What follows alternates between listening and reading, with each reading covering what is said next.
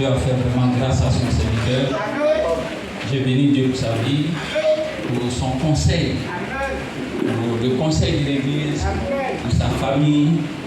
Vous savez, il y a une chose qui n'est pas du tout facile à faire, c'est de conduire les gens, c'est de diriger les hommes. Ce n'est pas du tout facile, il faut la grâce de Dieu. Parce que même diriger un simple, j'allais dire simple, mais diriger un foyer, à plus forte raison, diriger 5, 6, 7, 8, 9, 20, 30 personnes, 50 personnes, ce n'est pas facile, il faut la grâce de Dieu. Donc je bénis Dieu pour la vie de son serviteur, serviteur Dieu, que Dieu te bénisse. Vraiment merci pour ce moment que tu as permis, que nous venons parler, n'est-ce pas, de la part du Seigneur. Nous allons prier. Seigneur, nous te disons merci pour ta parole qui est sur les vies. Nous prions afin que tu conduises ce moment. Dirige-nous. Donne-nous de pouvoir donner des conseils, de sages conseils venant de ta part. Parce que la Bible dit que nous sommes des étrangers, des voyageurs sur la terre. Donne-nous de donner les conseils qu'il faut pour que nous ayons le royaume des cieux en vue. Pour que nous ne relâchons point, pour que nous n'abandonnons point ta voie. Donne-nous de rester, notre Dieu, fixé, attaché à toi. Merci pour tes serviteurs, merci pour cette église, merci pour les membres de cette église, merci de ce que tu utilises ton serviteur pour l'avancement de ton œuvre. Merci parce qu'au travers de lui, tu donnes des conseils pour que les hommes et les femmes soient sauvés. Que toute la gloire te revienne au nom de Jésus-Christ de Nazareth. J'ai prié, tout le monde dise Amen. Bien aimés, nous allons prendre nos Bibles et nous allons lire ensemble quelques conseils de la parole de Dieu. Nous allons aller rapidement. Nous allons lire quelques conseils.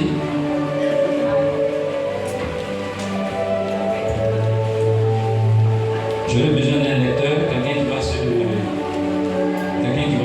prêter à la lecture, qui va se présenter, qui va se préparer. Quand je vais demander de lire, il va lire. Donc on va prendre le livre d'abord. Je vais faire la première lecture dans Matthieu le chapitre 22. Matthieu le chapitre 22. Et nous allons lire Matthieu le chapitre 22 à partir du verset 35 à 40. Je vais faire la lecture. Matthieu le chapitre 22, le verset 35 à 40. Et l'un d'eux, docteur de la loi, lui fit cette question pour l'éprouver. Maître, on se tient de quoi? Ah d'accord, donc on se tient de quoi? Et je fais la lecture. Matthieu le chapitre 22, à partir du verset 35. Et l'un d'eux, docteur de la loi, lui fit cette question pour l'éprouver. Maître, quel est le plus grand commandement de la loi? Jésus lui répondit. Tu aimeras le Seigneur ton Dieu de tout ton cœur, de toute ton âme et de toute ta pensée. C'est le premier et le plus grand commandement. Et voici le second qui lui est semblable. Tu aimeras ton prochain comme toi-même. De ces deux commandements dépend toute la loi et les prophètes. Que Dieu bénisse sa parole et nous assoit. Bien aimés, ces quelques versets vont constituer le thème que nous allons essayer de ressortir au travers de ces quelques versets. Et si on doit donner un thème rapidement, ça sera l'autre méthode que Dieu utilise pour exaucer notre prière. L'autre méthode que Dieu utilise donc pour exaucer notre prière. On va aller vite, on va sauter le protocole. Celui qui écrit le livre de Matthieu, c'est Matthieu lui-même. Matthieu était colporteur d'impôts. Il écrit à la date de 50 après Jésus-Christ. Matthieu était colporteur d'impôts, il travaillait aux impôts, il travaillait en son temps pour les Romains. Il avait une bonne connaissance de la comptabilité. Il fut disciple de Jésus, c'est-à-dire il a marché avec Jésus. Et logiquement, c'est lui qui devait tenir la caisse. Parce que déjà, il était colporteur d'impôts, il avait une connaissance de la comptabilité. Normalement, il devait tenir la caisse. Matthieu écrit dans un but bien précis. Il a indiqué, il a montré aux Juifs pour dire voici le Messie que nous attendons, c'est la personne de Jésus de Nazareth. Donc, c'est le but pour lequel il a écrit cet évangile. Mais ce qui retient un peu mon attention, c'est la vie de Matthieu. Vous savez, Matthieu, c'était un homme qui connaissait l'argent. Mais quand on lit l'histoire de la Bible, il ne tenait pas la caisse. C'est Judas qui tenait la caisse. Je ne sais pas comment Judas s'est arrangé, mais c'est à lui que la caisse est revenue. Alors que Matthieu Jésus maîtrisait le domaine de l'argent. Mais nulle part dans la Bible il est écrit que Judas avait une connaissance de l'argent, bien gérer l'argent. La seule mention que la Bible fait, c'est qu'il prenait ce qu'on y mettait. Mais comment il s'est arrangé pour avoir la caisse, ça je ne sais pas. Bien aimé, c'est pour te dire quelque chose. C'est pour te dire que souvent il y a des postes que tu penses que tu mérites et puis tu n'as pas. Il faut garder ton calme. Il ne faut pas lutter de poste. Souvent tu as le profil. Tu sais que ça là c'est quelque chose que je maîtrise. Mais on ne te donne pas le poste. Il ne faut pas lutter. Judas a lutté le poste. Il a eu l'argent. On sait comment il a fini. Il a eu la caisse. Et il a mal fini. C'est pour cela qu'il y a des choses qu'il ne faut pas lutter. Matthieu connaissait l'argent. Et la Bible dit que quand il a rencontré Jésus, il a abandonné tout ce qui était argent. Et puis il s'est consacré à connaître le Seigneur, à apprendre à connaître Jésus. Qui est Jésus? À marcher avec lui. Aujourd'hui, on lit son évangile. Amen. Mon ami, la vie, ça ne commence pas par l'argent d'abord, ça commence par la formation. Souvent, on est pressé. Quand il dit aux jeunes, il faut apprendre un métier, il dit non, lui, il ne cherche pas le travail, il cherche l'argent. Mon frère, ça ne commence pas par l'argent, ça commence par apprendre un métier d'abord. Aujourd'hui, on juge les chrétiens. Pourquoi? Parce que les chrétiens regardent seulement au bénéfice. On dit ça, il y a l'argent dedans où il fait. Une fois il a entendu, il y a l'argent dedans, déjà il s'investit dedans. Il ne veut pas chercher à savoir comment on fait. Lui, quand on dit à l'argent, il fait en même temps. Ça ne commence pas par l'argent. Ça commence par l'apprentissage des métiers. Ça commence par apprendre à faire quelque chose. Matthieu a laissé tout ça et puis il a appris à connaître Jésus d'abord parce que c'est le plus important. Toi aussi tu dois apprendre à connaître Jésus d'abord. Tu dois apprendre à maîtriser la parole de Dieu d'abord. Tu dois apprendre à gérer un foyer d'abord. Tu dois apprendre à préparer d'abord. Tu dois apprendre à faire quelque chose de tes 10 doigts. Il ne faut pas compter sur la beauté d'abord. Apprends quelque chose d'abord. Et quand tu connais quelque chose, quand tu as appris quelque chose, le reste ça vient. Matthieu a vu l'argent, mais il a laissé. Il dit, lui, c'est Jésus qui l'intéresse. Toi aussi, Jésus doit t'intéresser. L'apprentissage doit t'intéresser. Tu dois apprendre d'abord. Il faut chercher à apprendre. Il faut chercher à connaître. Tu as un métier, il faut apprendre. Il faut connaître le métier. Il ne faut pas chercher l'argent d'abord. Si tu cherches l'argent d'abord, tu ne vas pas maîtriser le métier. Tu ne vas pas connaître le métier. Alors qu'aujourd'hui, là, ce qu'on recherche, c'est les hommes de métier. Le monde dans lequel nous sommes aujourd'hui, là, si tu veux, il faut savoir lire, il faut savoir écrire. Tout le monde sait lire et bien écrire. Ce qu'on cherche, c'est les hommes de métier. Mais des hommes qui connaissent bien le métier. Ce n'est pas toi qui dis j'ai fini ma formation. C'est ton patron qui dit bon, celui-là vraiment, maintenant il sait faire la couture, elle peut partir. Souvent, nous, on s'auto-proclame, j'ai fini déjà, je peux faire, on te donne peine. Avec toutes les autres choses, tu as arrêté, tu regardes. Mais tu as dit que tu connais le métier. Il y a une fille, on a envoyé dans l'atelier de mon frère, on lui a demandé de faire gîte droite. Elle a commencé gîte droite le matin, juste quand on fermé l'atelier à 18h. Ça veut dire qu'elle n'a pas appris, hein? Gîte droite. Nous, on veut commencer par l'argent d'abord. Il ne faut pas commencer par l'argent. Il faut commencer à apprendre le métier. Il faut commencer à maîtriser le métier. Il ne faut pas regarder ta forme pour dire je suis devenu grande. Quand je marche, les gens me regardent, donc je peux me marier. Non, hein. Tu sais préparer? Est-ce que tu sais préparer? Est-ce que tu sais préparer? Tu sais faire grillade? Ça, c'est au début. Arrivé un moment, il te dit, il veut manger foutou banane. Et puis foutou là, c'est toi qui vas filer. On se marie avec grillade. Avant de te marier, il y a des choses que tu dois apprendre. Il ne faut pas dire, non, j'ai grandi un peu. Maintenant, quand je marche, les garçons m'appellent. Les garçons t'appellent, tu n'es pas encore prête. Il faut que tu te formes d'abord. On doit t'apprendre certaines choses. Et en plus de cela, tu as un métier, tu peux t'en sortir. Que Dieu nous bénisse. Amen. Bien aimé, la Bible dit une chose, et c'est vrai, il faut le plus important, il faut l'essentiel. L'essentiel dans la vie d'une personne, c'est d'abord connaître le Seigneur. Le thème qui nous rassemble, on va aller rapidement, c'est l'autre méthode que Dieu utilise pour exaucer nos prières.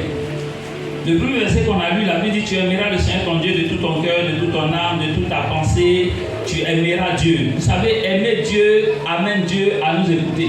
Celui qui aime Dieu, il cherche l'intérêt de Dieu. C'est pour ça que la Bible dit chercher premièrement le royaume de Dieu, sa justice.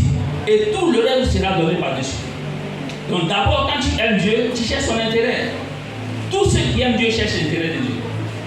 Si tu cherches l'intérêt de Dieu, Dieu va s'intéresser à toi.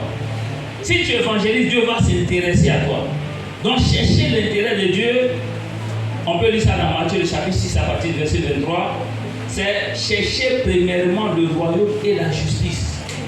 Chercher l'intérêt de Dieu, c'est Matthieu 28, le verset 19 qui dit « Allez faire de toutes les nations des disciples ». Donc celui qui cherche l'intérêt de Dieu, il cherche à gagner les âmes. Je vais aller vite. Il cherche à gagner les âmes. Celui qui cherche l'intérêt de Dieu, il cherche à toucher le cœur de Dieu en vivant une vie de sanctification. Il cherche l'intérêt de Dieu. L'intérêt de Dieu, c'est gagner les âmes. L'intérêt de Dieu, c'est s'attacher à Dieu. Et après, Dieu nous donne ce qui est le plus important, la plus grande promesse que Dieu nous a faite, c'est la promesse de la vie éternelle. Et donc, comme on a dit, l'autre manière que Dieu utilise pour exaucer la prière, celui qui cherche l'intérêt de Dieu, donc qui prie, dans la Bible, tout ce que vous allez demander en priant, croyez que vous l'avez et vous le verrez s'accomplir. On va lire ça quand même. Matthieu le chapitre 11, Marc le chapitre 11, à partir du verset 24. Donc, la première manière d'obtenir quelque chose de Dieu, c'est par la prière. Adresser sa prière à Dieu. Marc le chapitre 11, le verset 24. La Bible dit, c'est pourquoi je vous dis, tout ce que vous demanderez en priant, croyez que vous l'avez et vous le verrez s'accomplir. Donc en priant, on obtient les choses de Dieu. On obtient ce qu'on demande selon sa volonté. Quand c'est sa volonté, il nous exauce. Il y a l'histoire de Bartimée que tout le monde connaît dans la Bible. On a vu Bartimée s'adresser à Jésus. Il a dit à Jésus, aie pitié de moi. Jésus lui a demandé, qu'est-ce que tu veux que je fasse? C'est une prière. Il a dit, il veut voir clair, il veut recouvrir la vie. Jésus a prié pour lui. Ses yeux se sont ouverts. Donc tu peux adresser ta prière à Dieu. Dieu écoute la prière. Il n'y a que Dieu seul qui exauce la prière. C'est parce que Dieu est tout puissant qu'il exauce la prière. C'est parce que Dieu est tout puissant qu'il exauce la prière. Si moi j'exauçais la prière, je n'allais pas être ici. J'allais être à Singapour. Singapour. Oui. J'allais être en Malaisie en train de vendre boîtes de billard aux Vietnamiens, aux Chinois. Moi, si Dieu exauçait la prière, mon entreprise va faire au moins près d'1 milliard parce que je dois acheter les boîtes et envoyer ça. C'est parce que j'exauce pas la prière. Dieu est tout puissant, c'est parce qu'il exauce la prière. Tu dois savoir que quand on prie, c'est parce que Dieu est tout puissant, il exauce la prière. Quand tu lèves la voix pour prier, quand ton pasteur prie pour toi, c'est Dieu qui exauce la prière. C'est parce que Dieu est tout puissant qu'il exauce la prière.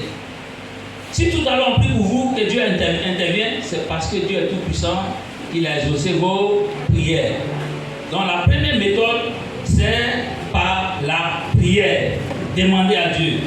On va aller dans la seconde méthode, c'est ce qui va prendre un peu le temps. La seconde méthode que Dieu utilise pour exaucer notre prière. Il a dit, tu aimeras l'Éternel ton Dieu de tout ton cœur, de toute ton âme et de toute ta pensée. Et voici le second qui lui est semblable. Tu aimeras ton prochain comme toi-même. L'autre méthode que Dieu utilise pour exaucer nos prières, c'est notre prochain. Pourquoi je dis notre prochain? C'est chercher l'intérêt de son prochain. Quand tu cherches l'intérêt de ton prochain, Dieu cherche aussi ton intérêt. On va lire un verset ensemble. Je vais demander à quelqu'un de nous faire la lecture dans 1 Corinthiens, le chapitre 10, à partir du verset 24. Je vais vous expliquer. 1 Corinthiens, le chapitre 10, à partir du verset 24.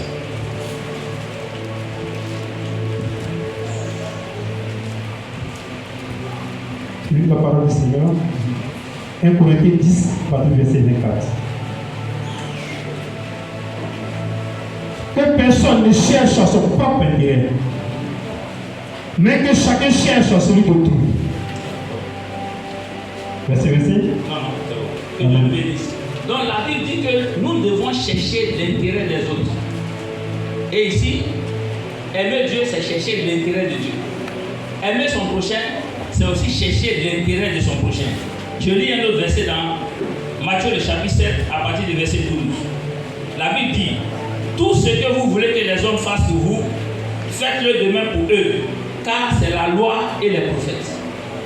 Donc l'autre méthode que Dieu utilise pour exaucer nos prières, il dit tout ce que tu veux qu'on fasse pour toi, toi aussi tu dois faire ça pareil pour les autres. Si tu fais pour les autres, Dieu aussi fait pareil pour toi. À part le fait que tu te mets en genoux pour prier, pour dire Seigneur, voici mes problèmes, voici ce que je traverse, interviens dans ma vie. L'autre méthode que Dieu utilise, c'est tout ce que tu veux qu'on fasse pour toi, tu dois faire ça pour les autres. Si tu fais pour les autres, la chose te revient. Vous comprenez? Ce que tu fais pour l'autre, la même chose va te revenir. Donc fais et il te sera fait. Si tu veux qu'on te pardonne, toi aussi tu dois pardonner les autres.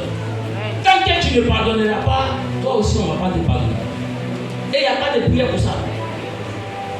Tant que tu pardonnes, tu es pardonné. Tant que tu ne pardonnes pas, tu n'es pas pardonné. Tu veux que Dieu te pardonne, tu dois apprendre à pardonner aux autres. Souvent on dit moi je ne vais pas pardonner jusqu'à je vais aller au ciel, je vais mourir avec ça. Si tu ne pardonnes pas et puis tu meurs, tu ne seras pas sauvé. Parce que dans le ciel là-bas, tout le monde se parle. Toi si tu vas aller au ciel et puis tu parles avec quelqu'un. Toi si tu vas entrer au ciel et puis tu parles avec quelqu'un, tous ceux qui sont en fait se parlent. Donc si tu n'as pas pardonné sur la terre ici, quel que soit l'acte qu'on a posé, tu n'as pas pardonné sur la terre ici, tu ne peux pas rentrer au ciel. Tu connais quelqu'un là-bas? Mon frère, il faut lire un verset pour moi. Psaume 73, verset 25.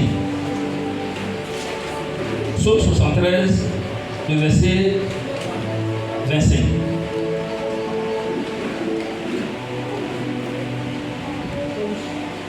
Psaume 73, le verset 25. Psaume 73, verset 25. Quel autre ai-je au ciel que toi? Quel autre ai-je au ciel que toi? Ça veut dire au ciel là-bas, c'est Dieu qui est là-bas. Est-ce que toi tu connais quelqu'un là-bas? Ça veut dire au ciel là, c'est Dieu qui est là-bas. Lui te demande de pardonner. Toi tu ne pardonnes pas, tu veux rentrer là-bas. Tu connais quelqu'un là-bas? Les gens se comportent comme s'ils connaissent, ils ont des relations dans le ciel. Ah, moi je vais entrer au paradis. Même si je ne pardonne pas, Dieu va passer. Tu as des relations là-bas. La vie dit au ciel là, c'est lui seul qui est là-bas. Il te dit de pardonner sur la terre, tu dis tu ne pardonnes pas et puis tu veux entrer au ciel. Ils font comme s'ils ont des amitiés là-bas. C'est ici on peut te donner des recommandations. On dit il faut aller voir le pasteur, bon c'est mon ami, et puis on va s'entendre. Mais au ciel, la Bible dit c'est Dieu seul qui est là-bas. Si tu ne pardonnes pas ici, lui aussi arrivé, tu ne pardonnes pas. Donc c'est maintenant que tu dois apprendre à pardonner. C'est maintenant que tu dois apprendre à être patient. Tu dois être patient avec ta femme. Tu dois être patient avec tes enfants. Malgré les caractères difficiles, c'est maintenant que tu dois apprendre à être patient. Si tu es patient avec eux, Dieu sera patient avec toi aussi. Souvent on est patient avec nous-mêmes, mais on n'est pas patient avec nos enfants. Depuis ça vient de montrer ça, là, tu ne comprends pas. Moi à mon époque, ça là, j'ai déjà compris. Alors que c'est même pas vrai. Si Dieu n'était pas patient avec nous, depuis là tu ne peux pas changer. J'ai dit de changer, tu ne changes pas. C'est parce que Dieu est patient avec nous qu'aujourd'hui on est des chrétiens. Donc toi aussi, tu dois être patient avec les autres. Si Dieu n'était pas patient avec nous, nos noms sont écrits dans les livres d'hôtel de Yéboum ici. Il y a des gens qui viennent en train parce qu'on ouvre le carré là, les noms sont dedans. Peut-être pour toi c'est pas Yéboum, peut-être c'est à Songon. Mais dans les registres là, si Dieu veut aller regarder dans les registres aujourd'hui, il y a déjà des noms sont dans les archives. Mais c'est parce que Dieu est patient avec nous. Toi aussi tu dois être patient. Il faut être patient avec ta femme. Sois patient avec ton mari. Continue de prier pour lui. Ah moi ça on ne fait pas ça. Mais si on doit te faire ça, il faut être patient. Quand tu es patient, Dieu est patient avec toi. Quand tu es patient, tu ne commets pas trop d'erreurs dans ce que tu fais dans ta vie chrétienne. Donc tu veux qu'on te fasse quoi? Tu veux la promotion dans ton travail? Il y a des personnes appelées dans l'entreprise. Mon frère, viens, on va te poser une question. Le monsieur il travaille bien. Est-ce qu'il travaille bien? Il dit non, patron, ce gars-là, il ne travaille pas bien. Il connaît bien. Alors que Dieu voulait saisir l'occasion pour que toi tu parles bien de lui, pour qu'en retour toi aussi on t'élève. Il y a des gens qui n'ont jamais eu de promotion en entreprise parce que Dieu a toujours donné l'occasion pour qu'on puisse les interroger sur leurs collègues. Ton collègue là, comment il travaille? Est-ce qu'il travaille bien? Il dit non, patron, il travaille mal. Ce gars-là, c'est un vaurien. C'est à cause de l'accident ici, alors que c'est faux. que tu parles bien de ton collègue, pour que toi aussi en retour il t'élève. Parce que tu cherches la promotion, tu vas obtenir ça comment? Si tu ne parles pas bien de l'autre, si tu ne dis pas le bien qu'il fait. Tu n'as jamais dit bien de ton collègue. Tu n'as jamais dit bien de ton collègue pasteur. Tu n'as jamais dit bien de ton collègue au service. Même quand le directeur veut le féliciter, tu es jaloux. Mais pourquoi, Seigneur? Pourquoi c'est pas moi? Mais pourquoi toujours ça toi on demande comme ça? C'est parce que Dieu veut t'élever. C'est parce que Dieu veut t'accorder la promotion. Toi tu penses que c'est parce que l'autre sera patron. Non, c'est parce que Dieu veut t'élever au-dessus de lui. C'est selon tes demandes. Comme tu ne veux pas qu'il soit bien, comme tu ne veux pas qu'il réussisse, mais toi aussi tu es toujours à ton poste. Mais tu es étonné, on te demande conseil, mon ami. Ça on veut faire, mais qu'est-ce que tu veux qu'on fasse? Et puis toujours à toi on demande, on veut faire telle chose, et à telle personne, on veut le placer, comment tu vois ça? Et puis toujours les réponses que tu donnes, c'est des réponses amères. Et puis tu viens voir le pasteur, prie pour moi, il cherche une promotion. Alors que toi-même c'est dans ta main. Parce que c'est à toi on demande conseil. C'est à toi on demande conseil. Donc si tu veux t'élever dans ton entreprise, mais toi aussi il faut apprendre à dire du bien de l'autre. 1 Corinthiens le chapitre 5 à partir du verset 4, on va aller rapidement. 1 Corinthiens le chapitre 5 à partir du verset 4. On va toucher juste quelques points. C'est des conseils, on va toucher juste quelques points. 1 Corinthiens 4 à partir 5 à partir du verset 4. Oui.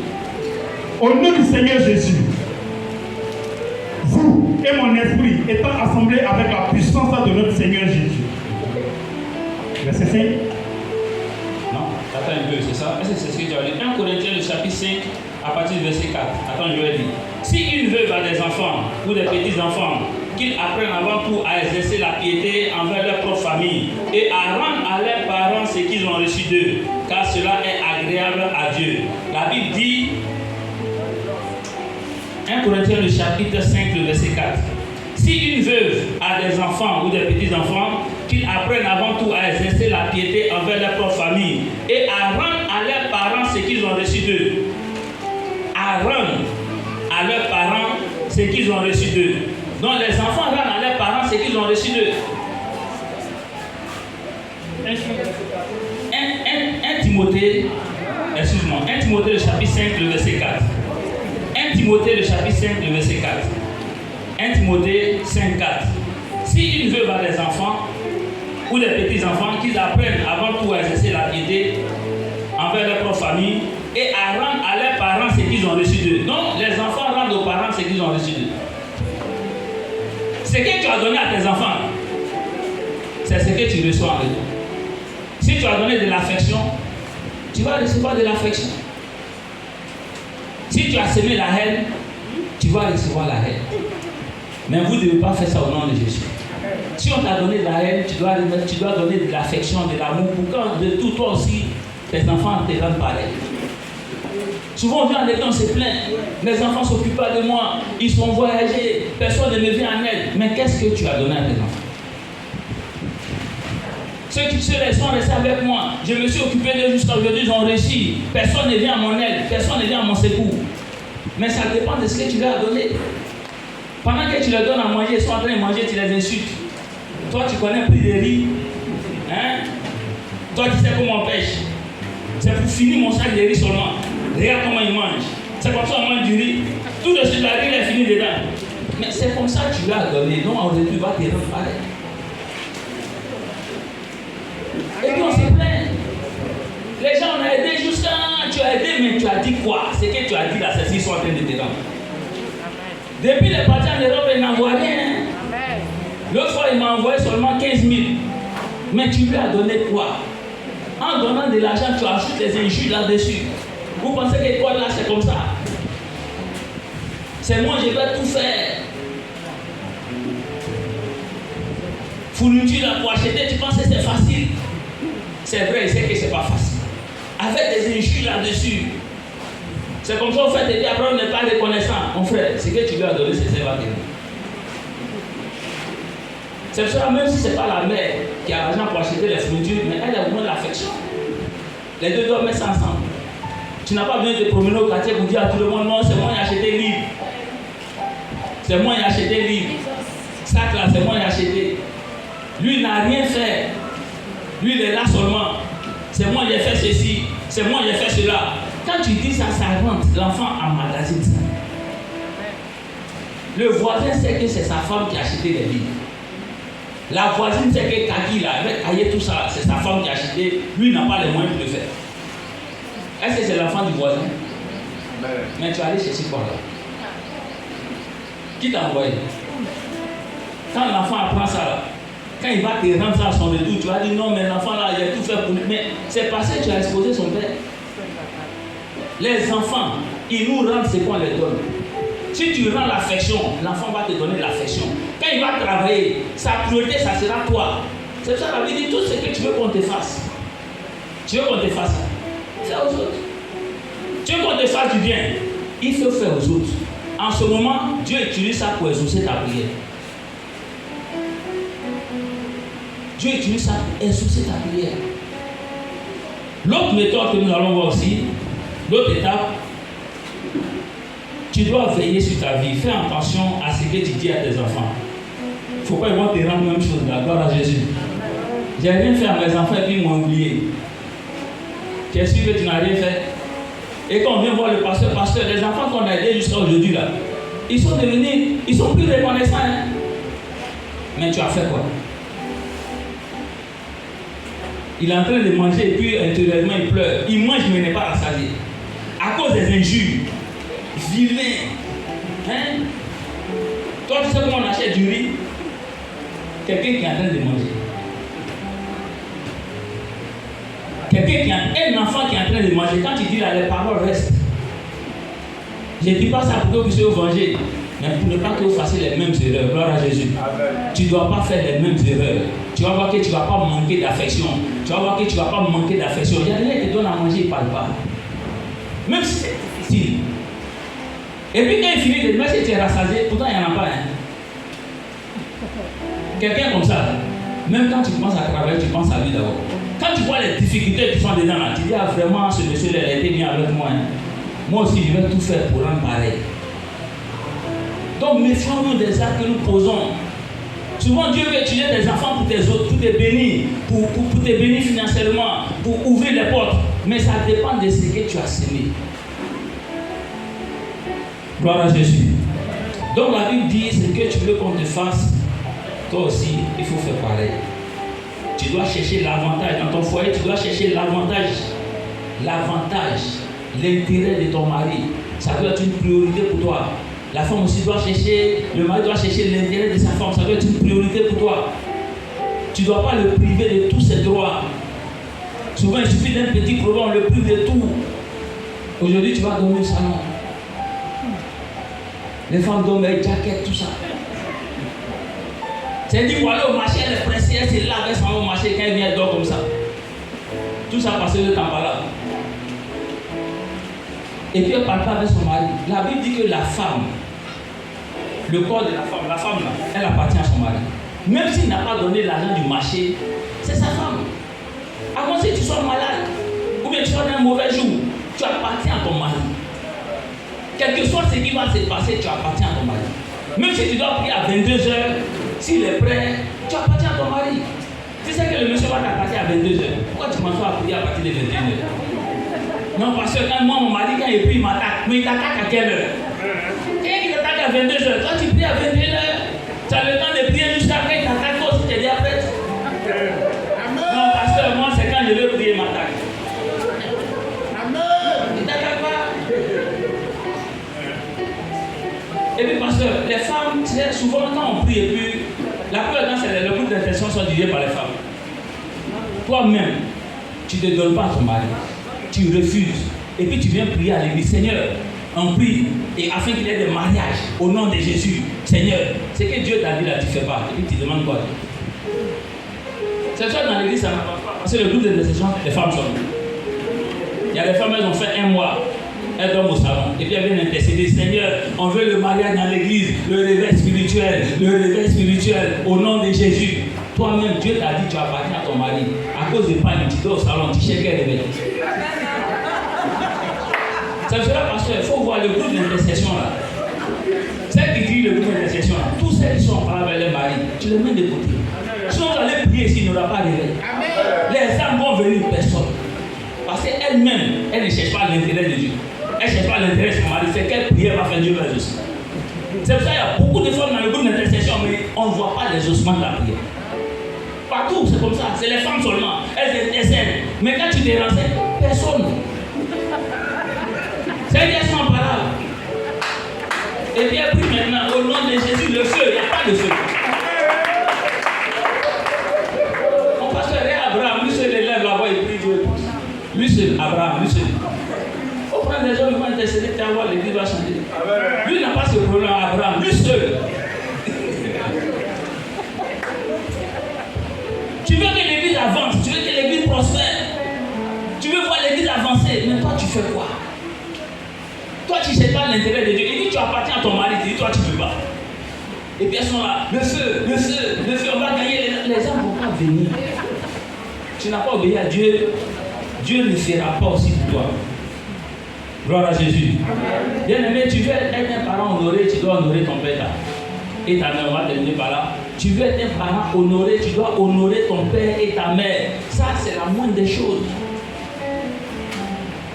Tu veux être un parent respecté, tu veux être un parent béni, tu dois honorer ton père et ta mère. Éphésiens le chapitre 6, le verset 2. On va lire rapidement et puis on va terminer. On va prier pour 2 cas seulement et puis on va prier pour 2 cas seulement. Le temps est déjà avancé. D'accord, il est dans 10 minutes. Dans 10 minutes. Éphésiens le chapitre 6, je vais vérifier. Éphésiens le chapitre 6, le verset 2. Donc tu veux que l'église avance. Il y a des choses à faire. Allons-y, mon frère. Éphésiens 6, verset 2. Honore ton père et ta mère. C'est le premier commandement avec une promesse. Oui, continue. Verset 3. Afin que tu sois heureux et que tu vives longtemps sur la terre. Que Dieu nous bénisse. Bien aimé, tu veux être un parent honoré, toi aussi tu dois honorer ton père et ta mère. Tu dois respecter ton père et ta mère. Quel que soit ce qu'ils sont. Quel que soit ce qu'ils sont. Ça, il n'y a pas de prière pour ça. Tu n'as pas honoré tes parents, toi aussi, ils ne vont pas t'honorer. Même si le pasteur vient imposer les mains, il va nous appeler, nous on va t'imposer la main, tu n'honores pas tes parents, toi aussi tes enfants ne vont pas t'honorer. Ils ne vont pas mettre certaines choses à ta disposition. Honorer son père et sa mère, c'est aider son père et sa mère. C'est assister son père et sa mère. Si tu as les moyens, il faut les venir en aide. C'est Dieu qui a dit ça, c'est pas un homme. Donc si tu aides ton père et ta mère, Dieu est d'accord avec toi. Dieu pourvoit à tes besoins. Dieu vient à ton secours. Parce que tu honores ton père et ta mère, quels que soient ceux qui sont. Même s'ils sont des sorciers, quand il a faim, tu dois lui venir en aide. Tu dois donner à manger, tu dois prendre soin de lui. Dieu est grand, c'est lui qui a dit ça. Donc si tu prends soin de lui, il prend soin de toi. Même s'il est sorcier. Aujourd'hui, le problème qu'on a dans les églises, les choses ne durent pas. Parce que la Bible dit, afin que tu sois heureux, que tu vives longtemps sur la terre. Donc tout ce qui dure, si ton travail doit durer, si ton foyer doit durer, ça dépend de comment tu honores ton père et ta mère. Parce que tout ce qui dure là, c'est rattaché au père et à la mère. Aujourd'hui, notre travail ne dure pas. Il a travaillé 1 an le chasse. Il a fait 2 ans ici. Il fait 3 ans là. On prie pour lui. Il se promène partout. Mais ça ne dure pas. Pourquoi? Parce qu'il n'honore pas ses parents. Il ne les respecte pas. Aujourd'hui, tous les parents sont devenus des sorciers.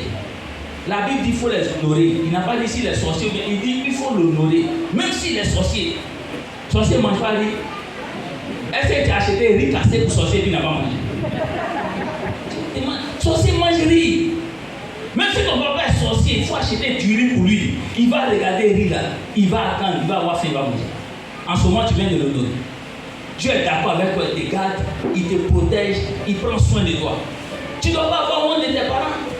Aujourd'hui, quand on veut se marier, on voit des parents jeunes comme ça. Tu dis, mais où est ton papa? Il envoie un jeune. Il y a des gens qui ont honte de leur. Si tu as honte de tes parents, tes enfants auront honte de toi. Si tu as honte de tes parents, tes enfants auront honte de toi. Tu dois t'occuper de tes parents, tu dois les prendre en charge. Quels que soient ceux qui sont. Même si on a dit qu'ils sont sorciers, ta maman est sorcière, ils sont comme ça. Est-ce que sorcier ne mange pas qu'une magie? Tu as acheté qu'une magie pour ta maman bien was et puis elle n'a pas attaché. Même sorcier attache pas. Même sorcier.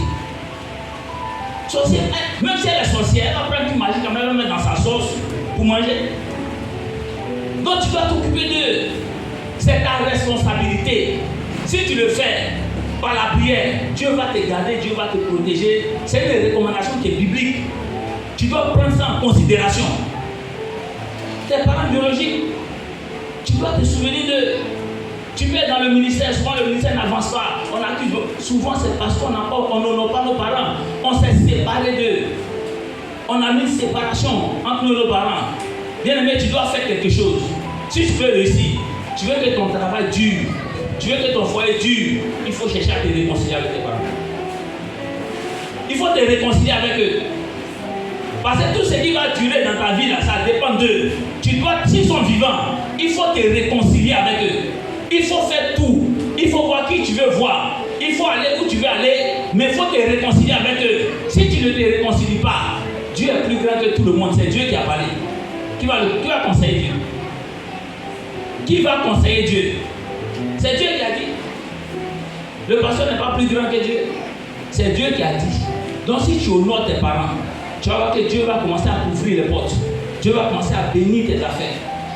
Et puis il ne faut pas empêcher ta femme ou bien ton mari d'honorer son père ou bien sa mère. Il y a des gens qui veulent acheter des cadeaux pour ta femme, pour ta maman. Non, il ne faut pas acheter la vieille, là c'est une sorcière. Si tu achètes des pains, il va se prendre pour s'envoler pour nous trouver à Abidjan ici. Et puis tu as beaucoup d'épargne, et puis tu as beaucoup de problèmes. On prie, ça finit pas. Parce que tu as pris la place de la maman. Aujourd'hui, nos femmes sont de nos mamans. Quand tu parles, tu ne sais pas que moi aussi la maman, tu es sûr. Tu es sûr que toi tu es devenue ma maman maintenant. Ta femme n'est pas ta maman. Il ne faut pas empêcher ton mari d'honorer son père ou bien sa mère. Et quand il fait cadeau à son papa, il achète marmite. Un homme, tu achètes marmite pour lui, pourquoi? C'est pas pour l'aider. Papa, il a envoyé un cadeau pour toi, marmite. Il va faire quoi là? C'est-à-dire qu'il fait des cadeaux même pour énerver les parents. Tu veux honorer ton papa, tu achètes marmite pour lui. Il va faire quoi marmite? Non, la Bible dit il faut honorer ton père et puis ta mère. Tu veux être un parent honoré, un homme qui réussit. Tu veux que tes entreprises durent. Tu dois honorer ton père et ta mère. Tout est relié à ça. Tout est relié à ça. Donc, aujourd'hui, tu sais que tu en parles avec ton père ou bien ta maman. Si tu veux voir ton pasteur, viens réconcilier. Sinon, nos prières vont être inefficaces. Nos prières seront inefficaces. Tant que tu ne l'as pas honoré, nos prières seront inefficaces. On va prier, on va gêner. Tant que ton papa ou ta maman vient et tu dis, toi, tu ne parles pas avec elle, ou bien tu ne parles pas avec eux. Tu dois encourager tes parents. Ceux qui vont à l'école, encouragez vos parents. Papa, merci beaucoup, parce que tu m'as acheté telle chaussure. Il n'a pas parlé des chaussures de 50 000 là. Il a acheté les gars pour toi, il faut lui dire merci. Hein? Papa, merci beaucoup, tu as acheté les gars pour moi, il est content. Demain, on va faire plus. Papa, merci, j'ai eu mon kaki, vraiment, je suis heureux. Merci beaucoup, mon papa. C'est bon. Même si tes amis se moquent de ton kaki, c'est pas grave. C'est ton papa qui a acheté. C'est l'essentiel. Encouragez vos parents. Encouragez-les. Vraiment, papa, merci beaucoup. Aujourd'hui, au moins, j'ai des bics, j'ai des cahiers, j'arrive à te dire merci beaucoup. Quand tu fais ça, à ton tour, tes enfants vont t'honorer. À ton tour, en retour, Dieu va te bénir. Donc, tout ce qui va durer dans ta vie, ça dépend de comment tu respectes tes parents. Tu veux que ton foyer dure, il faut honorer ton père et ta mère. Pas eux seulement, mais honore les parents de ta femme. Il y a quelqu'un qui insulte les parents de ta femme et puis ça ne dit rien. C'est ton papa qui est comme ça, c'est ta maman qui est comme ça. La Bible ne dit pas de les injurer, elle dit de les honorer. Si tu les insultes, tu vas payer les conséquences. Donc tu veux qu'on te fasse pareil. Si tu ne veux pas qu'on te fasse pareil, tu dois les honorer. Donc tout ce que tu veux qu'on fasse pour toi aussi, fais cela pour les autres. On va terminer avec ce dernier verset et puis on va prier seulement pour deux sujets. Luc le chapitre 6 à partir du verset 38. Il faut chercher à te réconcilier avec tes parents. Si à longtemps vous êtes dur, tu ne parles pas avec eux, il faut voir ton pasteur. Il va te donner des conseils pour que vous puissiez vous réconcilier. Luc le chapitre 6, le verset 38, on va terminer par là. Et puis on va prier rapidement pour deux cas seulement. Deux cas. Oui, Luc 6, 38. Oui. Luc 6. Oui, 38. Luc 6, 38. Donnez, et il vous sera donné. Donc donnez et il vous sera donné. Si tu donnes en retour, on va te donner. Si on dit, excuse-moi, à l'église, on dit, il y a un cas de maladie, tout le monde commence à cotiser. Toi aussi, quand tu cotises, à ton tour, si on cotise. Si tu ne cotises pas, personne ne va cotiser. Si on dit au quartier ici, bon, on va balayer le quartier, on va arranger le quartier, et puis toi, tu te mets à l'écart, tu dis non, moi aussi chrétien, je ne fais pas ça, tu vas parler à qui il va écouter. Toi aussi, tu te mets dans la danse. Quand tu lui annonces l'évangile, écoute. Quand il y a un problème dans le quartier, ça concerne tout le monde. Ah bon, nous sommes l'église à côté, on a appris qu'il y a un dessert, on avait donné notre participation de 1000 francs. Ah bon? Mais les gens commencent à s'intéresser à vous. L'église a donné sa participation de 1000 francs. Ah, c'est que j'ai une église intéressante. Parce que ce que tu fais, c'est toi aussi qu'on te fait la même chose. Si on dit qu'il y a opération dans le quartier, opération quartier propre, toi aussi tu t'investis dedans. Pour qu'en retour, quand tu leur donnes l'évangile, eux aussi s'intéressent à toi. Donc donnez et vous sera donné. Allons-y. On versera dans votre sein une bonne mesure, serrée, secouée et qui déborde. Donc on va verser et puis on va secouer. Si tu as fait le bien, toi aussi en retour, on va te faire le bien. Souvent tu as donné 100 francs ou bien 1000 francs pour une ordonnance. Mais toi, quand tu as un problème d'1 million, tout le monde est impliqué dedans. Parce que tu as donné, toi aussi tu reçois. Veuillez vous asseoir s'il vous plaît, Dieu te bénisse. Donc toi aussi tu as donné et en retour tout le monde te donne. Souvent ce que tu as donné là, c'est même pas important, mais quand tu as un problème, tout le monde s'implique dedans. Parce que Dieu a mis cette méthode en place. Il dit, tout ce que tu veux qu'on fasse, ça ce n'est pas prière, ça c'est les actes.